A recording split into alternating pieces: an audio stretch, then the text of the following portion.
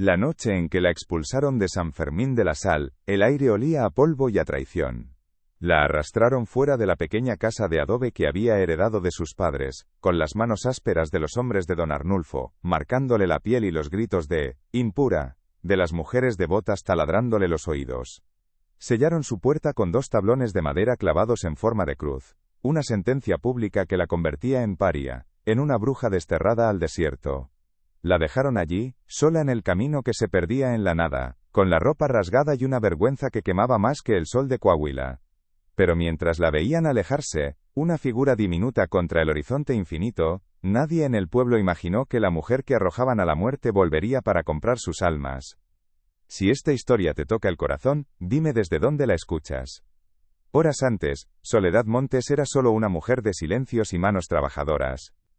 En el patio de su casa, el único legado de una familia borrada por la fiebre, cuidaba de sus hierbas medicinales con una devoción casi sagrada. El romero, la manzanilla, la ruda. Sus dedos, finos y ágiles, se movían con la misma pericia entre los tallos verdes que sobre los mantos que bordaba para la iglesia del pueblo.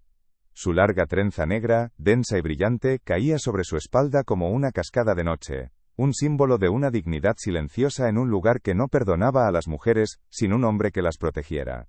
Vivía con el estigma de no tener linaje, pero en la soledad de sus 4 paredes de adobe, había construido una frágil paz. Un mundo pequeño y ordenado, que olía a tierra húmeda y a pan recién hecho. San Fermín de la Sal no era un pueblo, era una trampa de polvo y sol implacable. Un microcosmos detenido en 1978, regido por el miedo a Dios y el respeto al cacique, don Arnulfo Vega. Las calles sin asfaltar se levantaban en nubes ocres con cada soplo de viento, cubriendo las fachadas descoloridas y los rostros curtidos de sus habitantes. La moralidad era asfixiante. Una red tejida con los hilos de la tradición y la hipocresía, donde la reputación era el único capital de los pobres.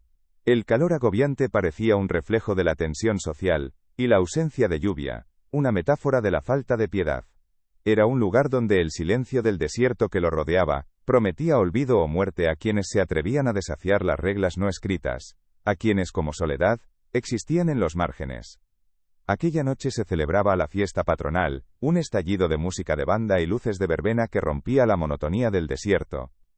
Soledad había acudido, como cada año, más por costumbre que por devoción, manteniéndose en los bordes de la plaza, una sombra discreta entre la multitud ruidosa.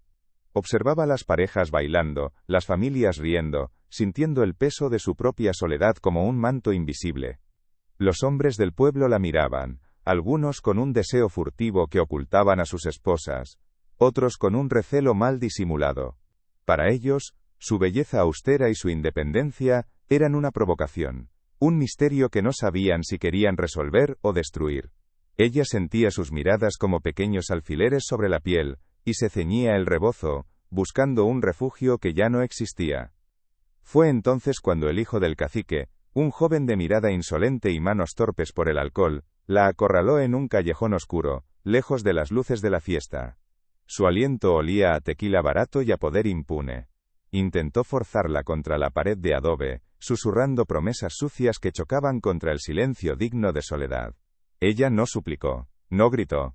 Con un movimiento rápido y certero, lo rechazó con una firmeza que él no esperaba, hiriéndolo levemente en la mejilla con las llaves de su casa.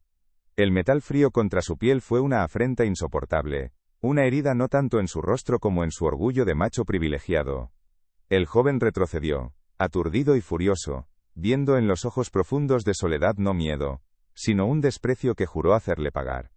La mentira se esparció por la plaza como una plaga. El hijo del cacique corrió hacia su padre, con la cara ensangrentada y el honor hecho jirones, no por la herida, sino por el rechazo. Para vengar la humillación y ocultar la cobardía de su heredero, don Arnulfo Vega subió al kiosco, y, con una voz que retumbaba en todo San Fermín, la acusó públicamente. Dijo que Soledad, la huérfana, la mujer fácil, había intentado seducir a su hijo, que lo había atacado como una fiera cuando él la rechazó. Las palabras del cacique eran ley. La multitud, antes festiva, se transformó en un tribunal popular. Los murmullos se convirtieron en sentencias, y las miradas curiosas, en juicios de odio. En ese instante, Soledad Montes fue declarada culpable sin defensa posible, su reputación destrozada por el poder de un hombre herido. La turba, liderada por don Arnulfo, marchó hacia su casa. Irrumpieron sin permiso, violando el único santuario que Soledad poseía. El sonido de la puerta al romperse fue como un hueso que se quiebra en el alma. Vio cómo sus escasas pertenencias volaban por los aires y se estrellaban contra la calle polvorienta. Los mantos bordados con hilos de colores, los frascos con hierbas secas, la silla de madera donde su madre la acunaba. Cada objeto era un pedazo de su vida arrojado al fango. Y luego, el martillo.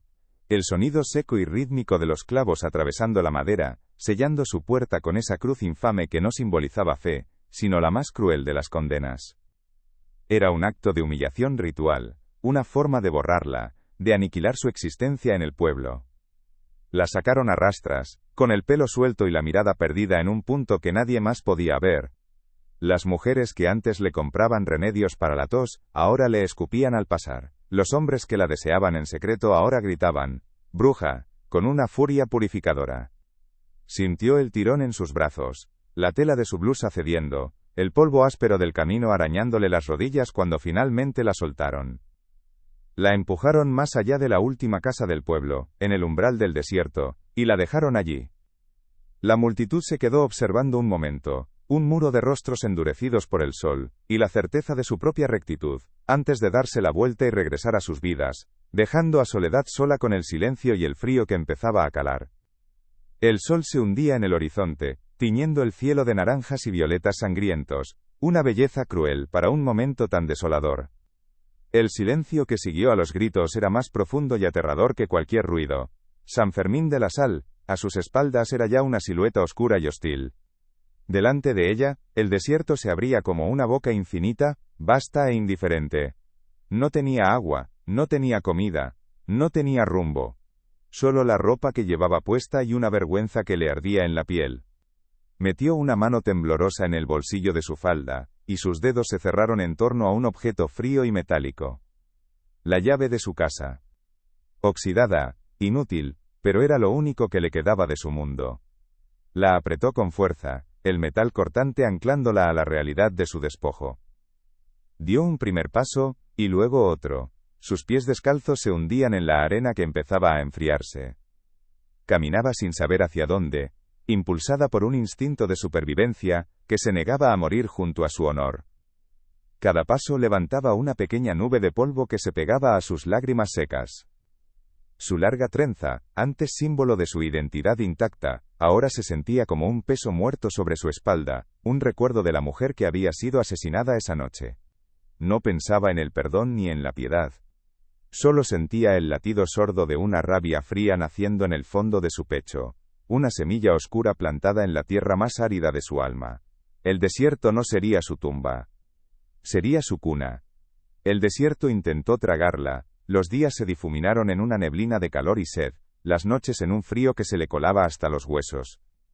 Sus labios se agrietaron, su piel se quemó, y sus pies descalzos eran un mapa de cortes y ampollas. El mundo se había encogido a la arena ardiente bajo ella y al sol despiadado sobre su cabeza. El recuerdo de San Fermín, de los rostros contraídos por el odio, era un lejano sueño febril, menos real que la agonía inmediata de su cuerpo. Cayó, y durante mucho tiempo, no se levantó.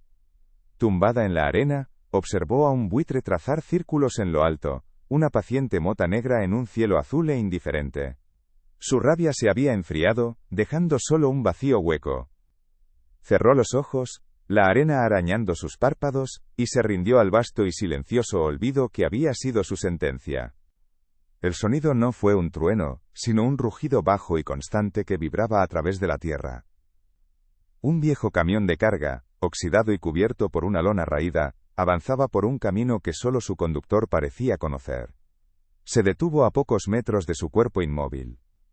La puerta se abrió con un chirrido metálico, y de la cabina descendió un hombre. No era del desierto, pero lo llevaba impregnado en la piel curtida y en la mirada entrecerrada para protegerse del sol. Tendría unos 35 años, una cicatriz le cruzaba una ceja, dándole una expresión de perpetuo escepticismo. Se movía con la economía de gestos de quien no malgasta energía. Se acercó a ella sin prisa, sus botas polvorientas dejando huellas profundas junto a su frágil figura. Se agachó, observándola con una curiosidad desprovista de lástima. Él no le preguntó su nombre ni su historia. Vio la trenza deshecha, la ropa desgarrada, la dignidad rota en sus ojos semicerrados. Vio el mismo desamparo que una vez había sido su único compañero. Con un movimiento brusco, desenroscó el tapón de una cantimplora y vertió un poco de agua sobre los labios de Soledad. Ella tosió, el líquido un fuego bendito en su garganta seca. Abrió los ojos y lo vio, una silueta recortada contra el sol cegador. El miedo, un instinto más antiguo que la sed, la hizo retroceder. Pero no tenía fuerzas. Él simplemente la levantó en brazos, con una facilidad que desmentía su complexión delgada. Su cuerpo era un peso muerto, un fardo de huesos y dolor. La depositó con cuidado en el asiento del copiloto, un gesto casi tierno en medio de su brusquedad. El interior del camión olía a tabaco, a gasolina y a la soledad de 1000 viajes clandestinos. Mateo, pues así se llamaba aunque nadie en esas rutas lo usara, arrancó el motor, y la bestia de metal reanudó su marcha. No hablaron. El silencio entre ellos era denso, lleno de preguntas no formuladas y respuestas imposibles. Soledad miraba el paisaje pasar, una sucesión monótona de arena y matorrales espinosos. Su mente, aún nublada por la inanición, luchaba por procesar el rescate. ¿Era un salvador, o un nuevo carcelero? Se aferraba a la llave en su bolsillo, el único vestigio de su identidad perdida. Mateo conducía con una mano en el volante, la otra descansando sobre la palanca de cambios. De vez en cuando, la miraba de reojo, evaluándola, intentando leer el mapa de su tragedia en su rostro exhausto. Llegaron de noche, a un pueblo fronterizo que era el antónimo de San Fermín. Las luces de neón parpadeaban en charcos de agua sucia, la música norteña se derramaba de las cantinas, y el aire estaba cargado del olor a fritanga y a oportunidades peligrosas. Era un lugar de tránsito, un purgatorio para almas sin rumbo y mercancías sin papeles. Mateo aparcó el camión en el patio trasero de una posada ruinosa. Ayudó a Soledad a bajar, su cuerpo todavía débil y vacilante. Por primera vez en días, caminó sobre un suelo que no era arena. El bullicio la abrumaba, los rostros desconocidos, las risas estridentes. Se sentía como un fantasma en un mundo que se movía demasiado rápido, un mundo que no tenía reglas, o si las tenía, ella no las conocía. Mateo le consiguió una habitación, una bombilla desnuda colgaba del techo, arrojando una luz cruda sobre las paredes desconchadas, y una cama con sábanas limpias. Le dejó una bandeja con un plato de caldo caliente, pan y un vaso de agua. «Come, duerme», dijo, su voz áspera, poco acostumbrada a la amabilidad. Y luego se fue, cerrando la puerta tras de sí. Soledad se quedó sola, rodeada por el murmullo de un mundo ajeno. Se miró en el trozo de espejo roto que había sobre el lavamanos. Vio a una extraña, el rostro demacrado, los ojos hundidos, el pelo enmarañado y lleno de polvo. Esa no era Soledad Montes, la bordadora de mantos. Esa era una superviviente. Con manos temblorosas, cogió la cuchara y probó el caldo.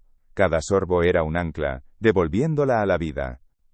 Pasó varios días en esa habitación, recuperando sus fuerzas, mientras Mateo desaparecía durante horas, atendiendo sus negocios turbios.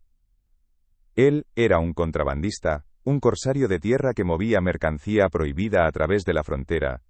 Un hombre forjado en la ilegalidad, cínico y desconfiado por naturaleza. Su mundo era un tablero de ajedrez, de alianzas frágiles y traiciones seguras. No creía en la bondad, ni en la justicia, solo en la supervivencia y en el dinero. A veces, por la noche, se sentaba en una silla fuera de la habitación de ella, fumando en silencio, vigilando. No por protección, o eso se decía a sí mismo, sino por una extraña sensación de responsabilidad hacia el pedazo de vida rota que había recogido en el desierto. Era una carga que no había pedido pero que no podía abandonar. Una tarde, Soledad tomó una decisión. Se deshizo de la trenza que había sido su orgullo, el símbolo de la mujer que ya no existía. Con unas tijeras oxidadas que encontró en un cajón, cortó el largo cabello negro, mechón a mechón, hasta que le llegó por encima de los hombros. Los trozos de pelo cayeron al suelo como serpientes muertas. Fue un acto de mutilación y de liberación. Cuando Mateo volvió, La encontró de pie junto a la ventana, mirando la calle. Vio el cambio. No dijo nada, pero sus ojos, por un instante, perdieron su dureza. Ella se volvió hacia él, su mirada ya no era la de una víctima asustada. Había una nueva resolución en su rostro, una frialdad que reflejaba la del desierto. No tengo a dónde ir, dijo ella, su voz firme. Quiero trabajar contigo, continuó Soledad, las palabras saliendo de su boca antes de que pudiera pensarlas del todo. No era una súplica, sino una propuesta de negocios. Mateo la estudió, la cicatriz de su ceja acentuando su escepticismo. Vio la inteligencia que ardía detrás de sus ojos oscuros, una mente afilada por el dolor y la injusticia. Vio el potencial, el acero que se había templado en el fuego de la humillación. Sabía que aceptarla en su mundo era un riesgo. Ella no conocía la crueldad de ese camino, la facilidad con la que una vida podía extinguirse por un error. Pero también vio un reflejo de sí mismo, de su propia soledad, de su propia lucha. En su mundo, el pasado no importaba, solo la lealtad y la astucia. Asintió lentamente, un gesto casi imperceptible. A veces, todo lo que alguien necesita, es una historia como esta. Si lo sientes, compártela con quien la necesite.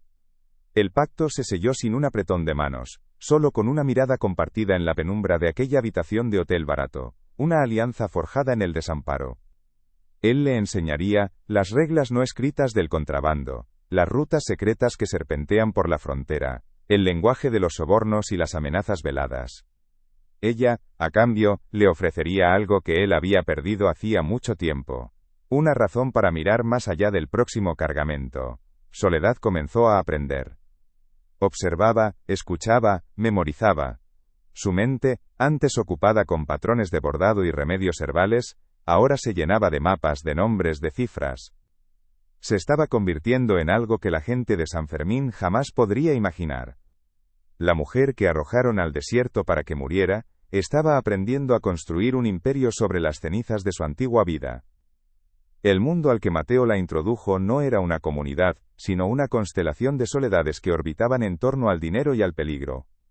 Los pueblos fronterizos eran estaciones de paso, purgatorios de neón y asfalto roto donde la confianza era una moneda más valiosa y rara que el oro. Las cantinas olían a cerveza rancia, sudor y miedo contenido, lugares donde los pactos se sellaban con un trago de tequila y se rompían con el brillo de una navaja. Se aprendía a leer el lenguaje de los silencios, a descifrar la amenaza en una mirada demasiado fija, o la mentira en una sonrisa demasiado amplia. La opresión aquí no venía de un juicio moral, sino de la indiferencia absoluta. Nadie se preocupaba por tu alma, solo por tu utilidad. Era un ecosistema de depredadores y presas, y Soledad entendió que para sobrevivir, debía dejar de ser la segunda. La jerarquía era invisible pero férrea, una cadena de mando forjada en la clandestinidad. Había hombres como Mateo, los corsarios de tierra, lobos solitarios que conocían los secretos del desierto. Por encima de ellos, figuras fantasmales en ciudades lejanas, que movían los hilos, los verdaderos dueños del negocio.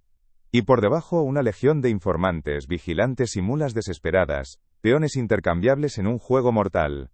El desierto, su antiguo enemigo, se convirtió en su tablero de juego, un laberinto de cañones y caminos de tierra, que ofrecían refugio y tumba con la misma imparcialidad. La soledad dejó de ser un castigo para convertirse en una estrategia, el aislamiento en un arma. En este universo hostil, la única familia era la lealtad temporal, y el único hogar, el interior de un camión que nunca se detenía por mucho tiempo. La música de la banda se ahogó de repente, reemplazada por el eco amplificado de una sola voz. Desde el kiosco de la plaza, don Arnulfo Vega, con el rostro congestionado por la furia y el honor mancillado, señaló a Soledad con un dedo acusador. Su hijo, a su lado, era un cuadro patético de cobardía, con un pañuelo manchado de sangre presionado en la mejilla. Las palabras del cacique cayeron como piedras sobre la multitud festiva. Impura, tentadora. La mentira, vestida de autoridad, se propagó con la velocidad del fuego en la hierba seca. Las caras que antes sonreían se endurecieron, los ojos curiosos se convirtieron en dagas de juicio. Las mujeres se santiguaron, apretando sus rosarios como si Soledad fuera una aparición del diablo.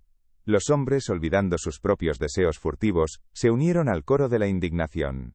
En un instante, la fiesta se había convertido en un tribunal popular, y ella, la acusada, no tenía ni voz ni defensa. La turba, una bestia con 1000 cabezas y un solo pensamiento, marchó por la calle polvorienta hacia su hogar.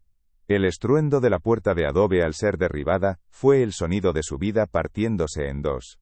La arrastraron fuera, sus pies descalzos tropezando con los restos de su existencia. Los hilos de colores de sus bordados esparcidos por el suelo, las hojas secas de sus hierbas medicinales pisoteadas hasta convertirse en polvo. Sus brazos fueron marcados por manos ásperas, su blusa rasgada en el forcejeo. La humillación final fue un ritual cruel y calculado. 2 hombres clavaron 2 tablones de madera sobre su puerta, formando una cruz tosca que la sentenciaba al exilio. La empujaron más allá de los límites del pueblo, dejándola caer sobre la arena fría del desierto. San Fermín le dio la espalda, un muro de rectitud hipócrita que la abandonaba a la noche y a la nada. El desierto intentó tragarla. Los días se difuminaron en una neblina de calor y sed, las noches en un frío que se le colaba hasta los huesos. Sus labios se agrietaron, su piel se quemó y sus pies descalzos eran un mapa de cortes y ampollas. El mundo se había encogido a la arena ardiente bajo ella y al sol despiadado sobre su cabeza. El recuerdo de San Fermín, de los rostros contraídos por el odio, era un lejano sueño febril, menos real que la agonía inmediata de su cuerpo. Cayó, y durante mucho tiempo, no se levantó. Tumbada en la arena, observó a un buitre trazar círculos en lo alto, una paciente mota negra en un cielo azul e indiferente. Su rabia se había enfriado, dejando solo un vacío hueco. Cerró los ojos, la arena arañando sus párpados, y se rindió al vasto y silencioso olvido que había sido su sentencia. El sonido no fue un trueno, sino un rugido bajo y constante que vibraba a través de la tierra. Un viejo camión de carga, oxidado y cubierto por una lona raída, avanzaba por un camino que solo su conductor parecía conocer. Se detuvo a pocos metros de su cuerpo inmóvil. La puerta se abrió con un chirrido metálico y de la cabina descendió un hombre. No era del desierto, pero lo llevaba impregnado en la piel curtida y en la mirada entrecerrada para protegerse del sol. Tendría unos 35 años, una cicatriz le cruzaba una ceja, dándole una expresión de perpetuo escepticismo. Se movía con la economía de gestos de quien no malgasta energía. Se acercó a ella sin prisa, sus botas polvorientas dejando huellas profundas junto a su frágil figura. Se agachó, observándola con una curiosidad desprovista de lástima. Él no le preguntó su nombre ni su historia. Vio la trenza deshecha, la ropa desgarrada, la dignidad rota en sus ojos semicerrados. Vio el mismo desamparo que una vez había sido su único compañero. Con un movimiento brusco, desenroscó el tapón de una cantimplora y vertió un poco de agua sobre los labios de Soledad. Ella tosió, el líquido un fuego bendito en su garganta seca. Abrió los ojos y lo vio. Una silueta recortada contra el sol cegador. El miedo, un instinto más antiguo que la sed, la hizo retroceder. Pero no tenía fuerzas. Él simplemente la levantó en brazos, con una facilidad que desmentía su complexión delgada. Su cuerpo era un peso muerto, un fardo de huesos y dolor. La depositó con cuidado en el asiento del copiloto, un gesto casi tierno en medio de su brusquedad. El interior del camión olía a tabaco, a gasolina, y a la soledad de 1000 viajes clandestinos. Mateo, pues así se llamaba aunque nadie en esas rutas lo usara, arrancó el motor, y la bestia de metal reanudó su marcha. No hablaron. El silencio entre ellos era denso, lleno de preguntas no formuladas y respuestas imposibles. Soledad miraba el paisaje pasar, una sucesión monótona de arena y matorrales espinosos. Su mente, aún nublada por la inanición, luchaba por procesar el rescate. ¿Era un salvador, o un nuevo carcelero? Se aferraba a la llave en su bolsillo, el único vestigio de su identidad perdida. Mateo conducía con una mano en el volante, la otra descansando sobre la palanca de cambios. De vez en cuando, la miraba de reojo, evaluándola, intentando leer el mapa de su tragedia en su rostro exhausto. Llegaron de noche a un pueblo fronterizo que era el antónimo de San Fermín. Las luces de neón parpadeaban en charcos de agua sucia, la música norteña se derramaba de las cantinas, y el aire estaba cargado del olor a fritanga y a oportunidades peligrosas. Era un lugar de tránsito, un purgatorio para almas sin rumbo y mercancías sin papeles. Mateo aparcó el camión en el patio trasero de una posada ruinosa. Ayudó a Soledad a bajar, su cuerpo todavía débil y vacilante. Por primera vez en días, caminó sobre un suelo que no era arena. El bullicio la abrumaba, los rostros desconocidos, las risas estridentes. Se sentía como un fantasma en un mundo que se movía demasiado rápido, un mundo que no tenía reglas, o, si las tenía, ella no las conocía. Mateo le consiguió una habitación. Una bombilla desnuda colgaba del techo, arrojando una luz cruda sobre las paredes desconchadas, y una cama con sábanas limpias. Le dejó una bandeja con un plato de caldo caliente, pan y un vaso de agua. «Come. Duerme», dijo, su voz áspera, poco acostumbrada a la amabilidad. Y luego se fue, cerrando la puerta tras de sí. Soledad se quedó sola, rodeada por el murmullo de un mundo ajeno. Se miró en el trozo de espejo roto que había sobre el lavamanos. Vio a una extraña. El rostro demacrado, los ojos hundidos, el pelo enmarañado y lleno de polvo. Esa no era Soledad Montes, la bordadora de mantos. Esa era una superviviente. Con manos temblorosas, cogió la cuchara y probó el caldo. Cada sorbo era un ancla, devolviéndola a la vida.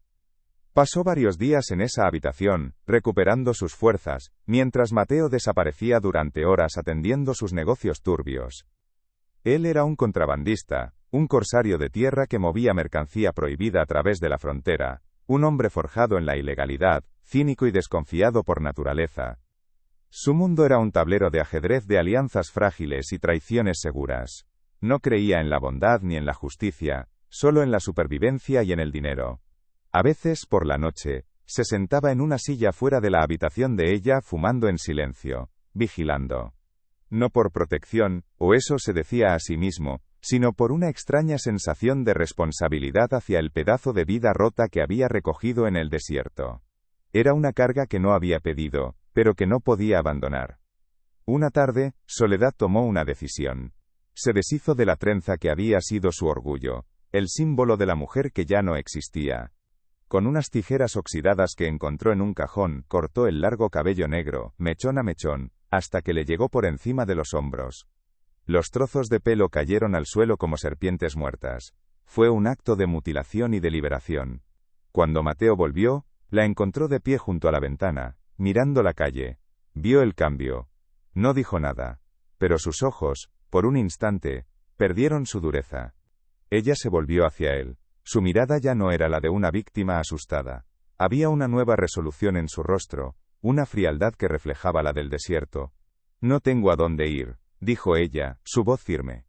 «Quiero trabajar contigo», continuó Soledad, las palabras saliendo de su boca antes de que pudiera pensarlas del todo. No era una súplica, sino una propuesta de negocios. Mateo la estudió, la cicatriz de su ceja acentuando su escepticismo. Vio la inteligencia que ardía detrás de sus ojos oscuros, una mente afilada por el dolor y la injusticia. Vio el potencial, el acero que se había templado en el fuego de la humillación. Sabía que aceptarla en su mundo era un riesgo. Ella no conocía la crueldad de ese camino, la facilidad con la que una vida podía extinguirse por un error. Pero también vio un reflejo de sí mismo, de su propia soledad, de su propia lucha. En su mundo, el pasado no importaba, solo la lealtad y la astucia. Asintió lentamente, un gesto casi imperceptible. A veces, todo lo que alguien necesita es una historia como esta.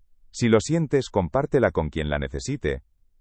El pacto se selló sin un apretón de manos, solo con una mirada compartida en la penumbra de aquella habitación de hotel barato.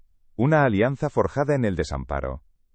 Él le enseñaría las reglas no escritas del contrabando. Las rutas secretas que serpentean por la frontera, el lenguaje de los sobornos y las amenazas veladas. Ella, a cambio, le ofrecería algo que él había perdido hacía mucho tiempo, una razón para mirar más allá del próximo cargamento. Soledad comenzó a aprender.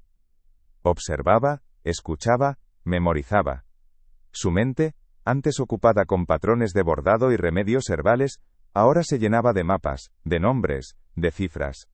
Se estaba convirtiendo en algo que la gente de San Fermín jamás podría imaginar. La mujer que arrojaron al desierto para que muriera, estaba aprendiendo a construir un imperio sobre las cenizas de su antigua vida. Los primeros días en el camión fueron un duelo de silencios. El motor era la única voz constante, un zumbido grave que llenaba el espacio entre ellos. Conducían de noche, las luces del vehículo rasgando la oscuridad como un cuchillo. Mateo, con la mirada fija en la carretera, a veces rompía la tregua con una pregunta corta y afilada. ¿Qué te hicieron?, preguntó una vez, sin apartar los ojos del asfalto. Soledad no respondió. Su mano, instintivamente, fue al bolsillo donde guardaba la llave oxidada, aferrándose a su frío metal. Era su única ancla, su único lenguaje. Él no insistió. Vio en su mutismo el reflejo de sus propias cicatrices, las que no estaban en su ceja. Al cabo de una hora, le tendió un trozo de carne seca. «Come». Ella lo aceptó sin mirarlo. No era un gesto de amabilidad, sino de pragmatismo. La supervivencia era su único punto en común. Una noche se detuvieron junto a una fogata improvisada, el fuego crepitando y lanzando sombras danzantes sobre sus rostros. El aullido lejano de un coyote hizo que Soledad se estremeciera, un eco animal de la jauría humana que la había expulsado. La taza de café tembló en su mano, derramando un poco del líquido oscuro sobre la arena. Mateo lo vio. No ofreció palabras de consuelo, no sabía cómo. En su lugar, atizó el fuego con una rama, provocando una lluvia de chispas que iluminó la noche por un instante, un gesto violento y protector a la vez. Luego, sin decir nada, dejó su chaqueta, más gruesa y raída que la de ella, a su lado. Soledad no la tocó, pero el temblor cesó. Vio la antigua herida sobre el ojo de él, una línea blanca bajo la luz de las llamas, y comprendió que el frío de ambos nacía de la misma fuente. El primer desafío llegó en un mercado polvoriento de Ciudad Acuña, un hervidero de miradas furtivas y negocios al límite. Mateo le ordenó esperar en el camión mientras él se adentraba en el laberinto de puestos para cerrar un trato. Pero la obediencia había muerto en ella junto a la mujer de la trenza larga. Lo siguió, una sombra anónima entre la multitud. Vio cómo la negociación se torcía, cómo las manos de los otros hombres se acercaban a las armas ocultas bajo los ponchos. Antes de que la tensión estallara, Soledad actuó. Con un movimiento deliberado, volcó una jaula de gallinas, desatando un caos de cacareos y plumas que rompió el momento. En la confusión, Mateo se escabulló. La encontró más tarde, su rostro una máscara de furia. «Te dije que esperaras». Ella sostuvo su mirada. «¿Te iban a matar?» Él la miró, y por primera vez no vio a una víctima. Vio a una igual. Conducían hacia el amanecer, el cielo pasando del negro al índigo y al naranja pálido. El peligro había pasado, dejando tras de sí un agotamiento compartido que era casi una forma de intimidad. Por primera vez, Mateo habló de algo que no era el negocio. Le enseñó a Soledad cómo encontrar el norte usando las estrellas, una lección aprendida en noches de soledad absoluta como esa. Ella escuchó en silencio, y cuando él terminó, no habló de su dolor, ni de su pueblo. Habló de su madre. Ella usaba la damiana para calmar los nervios. Decía que su aroma te devolvía el alma al cuerpo. Metió la mano en una pequeña bolsa que había empezado a formar con sus hierbas rescatadas, y le ofreció unas hojas secas. El perfume llenó la cabina. Él la miró, una mirada larga, y en sus ojos ella ya no vio a un rescatador. Vio a un compañero de viaje. Soledad ya no caminaba, se movía con una intención que cortaba el aire. Su espalda, antes encorvada por la humildad y la vergüenza, ahora estaba erguida, una línea recta de resistencia. La piel de su rostro, curtida por el sol del desierto, había perdido la palidez de la reclusión, y adquirido el tono del bronce, un mapa de supervivencia. Cambió los rebozos raídos por pantalones oscuros, y camisas sencillas y funcionales, ropa que no escondía, sino que afirmaba su presencia. Su cabello corto, una declaración de guerra a su pasado, enmarcaba un rostro donde la serenidad había reemplazado al miedo. Su voz, antes un susurro, ahora era un instrumento de precisión. En un almacén de Laredo, frente a un hombre que duplicaba su tamaño y cuya reputación era una leyenda de violencia, ella rechazó un trato. «No», dijo, simplemente su mirada fija en la de él, sin parpadear, hasta que fue él quien desvió la vista. En el submundo de la frontera, dejó de ser la mujer que Mateo recogió del polvo, empezaron a llamarla la patrona. El apodo nació como una burla, y se convirtió en un título de respeto a regañadientes. Ya no se quedaba en el camión. Se sentaba a la mesa con Mateo, sus ojos oscuros analizando los rostros, sus dedos trazando rutas en mapas polvorientos. Una noche, en una cantina que olía a tequila y a traición, un contrabandista borracho intentó tomar su brazo. Mateo se tensó, listo para saltar, pero Soledad fue más rápida. No se apartó. Simplemente giró la muñeca y clavó sus ojos en los del hombre. Si vuelves a tocarme, dijo con una calma helada que silenció la música cercana, usaré tus huesos para marcar el camino. El hombre retiró la mano como si se hubiera quemado. Mateo se relajó, y por primera vez, ella vio en su rostro una sonrisa genuina. El negocio creció como una planta del desierto, espinoso y resistente. Lo que empezó con un camión oxidado se convirtió en una flota silenciosa que se movía en la noche, fantasmas de metal cargados de mercancía que cruzaban fronteras invisibles. Soledad era el cerebro, Mateo, el brazo ejecutor. Ella no leía mapas, los interpretaba. Veía las debilidades en las patrullas fronterizas, las oportunidades en los cambios de turno, la codicia en los ojos de un oficial. Sus libros de contabilidad, escritos con una caligrafía perfecta, eran un testamento de su mente metódica. Pasaron de dormir en posadas ruinosas, a una casa discreta pero sólida en Eagle Pass, un santuario de silencio y estrategia. El dinero no les trajo ostentación sino seguridad, un muro invisible contra el mundo que una vez los había aplastado. Construyeron no solo un negocio, sino un pequeño reino en las sombras. Su relación se cimentó en las largas noches de carretera y en los peligros compartidos. La intimidad no se construyó con palabras de amor, sino con el gesto de Mateo pasándole una navaja para que se defendiera, o con Soledad curándole una herida en silencio, sus dedos, antes acostumbrados a los hilos de bordar, ahora limpiando sangre con una firmeza que no temblaba.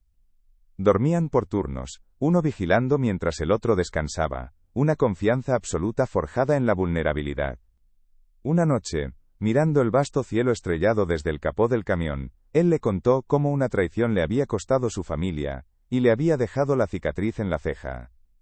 Ella, a cambio, no habló de la humillación, sino de la llave que aún guardaba. Le mostró el objeto oxidado. Es la única prueba de que existí, dijo. Él tomó su mano, la que sostenía la llave y no la soltó. Pasaron 10 años. Una mañana, mientras el sol tejía hilos dorados sobre el río Bravo, Soledad miró a Mateo. Es hora, dijo. No necesitaba explicar nada más. Regresaron a San Fermín de la Sal, no en un camión de carga, sino en un automóvil negro y reluciente, tan fuera de lugar en aquellas calles polvorientas como una pantera en un corral. El polvo se levantaba a su paso, pero esta vez no se pegaba a sus ropas. Soledad vestía un traje sastre de un color rojo oscuro, el color de la sangre seca y del vino añejo. Llevaba el pelo recogido en un moño bajo y elegante, y sus ojos, ahora resguardados tras unas gafas de sol, observaban el pueblo sin emoción. La gente salía de sus casas, sus rostros una mezcla de asombro y un miedo incipiente. Veían al fantasma que habían creado, pero este fantasma había vuelto vestido de poder. El coche se detuvo frente a la plaza. El pueblo entero parecía contener la respiración. Mateo bajó primero, abriéndole la puerta a Soledad. Su presencia era la de un guardián silencioso. La cicatriz en su ceja un recordatorio de que no venían en son de paz. Soledad pisó el suelo de su pueblo, el tacón de su zapato hundiéndose ligeramente en el polvo que una vez había cubierto sus pies descalzos. Miró la fachada descolorida de la iglesia, el kiosco donde se había dictado su sentencia, las caras de quienes la habían condenado. Reconoció a las mujeres que le habían gritado, impura, ahora envejecidas y encorvadas.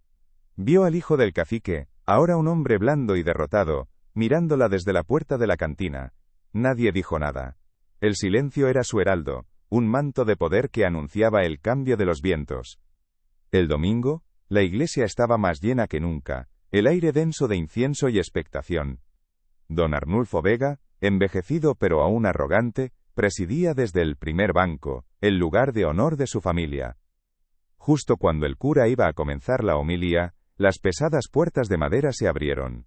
Soledad y Mateo entraron, sus pasos resonando en el silencio sepulcral. Ella caminó por el pasillo central, su mirada fija al frente, ignorando las cabezas que se giraban a su paso. No se detuvo en los bancos traseros. Siguió avanzando hasta llegar a la primera fila, y con una calma absoluta, se sentó en el banco de los Vega, a pocos centímetros de un don Arnulfo petrificado. El desafío era tan silencioso como un grito, una ocupación simbólica, que heló la sangre de todos los presentes. Al final de la misa, mientras la gente salía en un murmullo contenido, Soledad se puso de pie. Se acercó a don Arnulfo, que la miraba con una mezcla de odio impotente y pánico. De su bolso, sacó un sobre grueso y se lo tendió. Él lo tomó con manos temblorosas. Dentro no había dinero ni una amenaza. Estaban las escrituras de cada propiedad importante de San Fermín de la Sal, la hacienda de los Vega, las tierras de cultivo que eran el sustento del pueblo, la tienda, la cantina. Todas a nombre de Soledad Montes. No pronunció una sola palabra. No necesitaba hacerlo. La humillación era pública, económica y total. El hombre que la había despojado de una casa de adobe, ahora vivía en un pueblo que le pertenecía a ella. Su venganza no fue un acto de violencia, sino un acto de contabilidad. A veces todo lo que alguien necesita es una historia como esta. Si lo sientes, compártela con quien la necesite.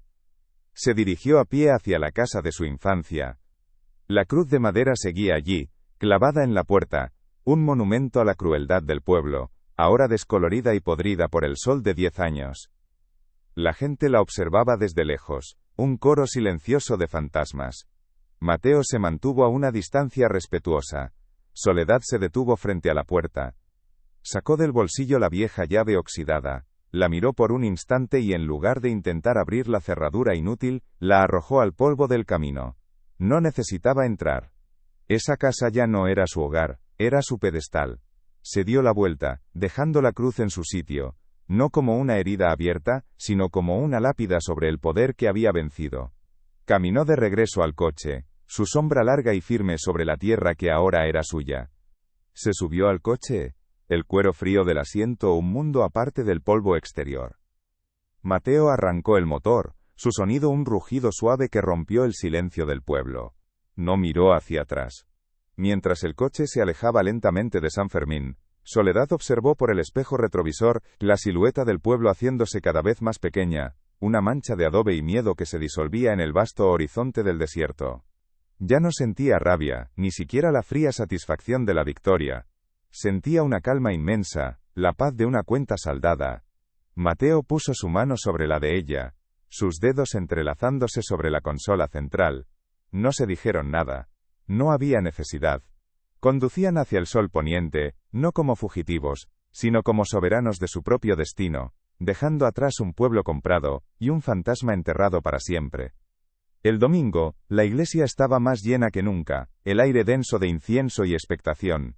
Don Arnulfo Vega, envejecido pero aún arrogante, presidía desde el primer banco, el lugar de honor de su familia.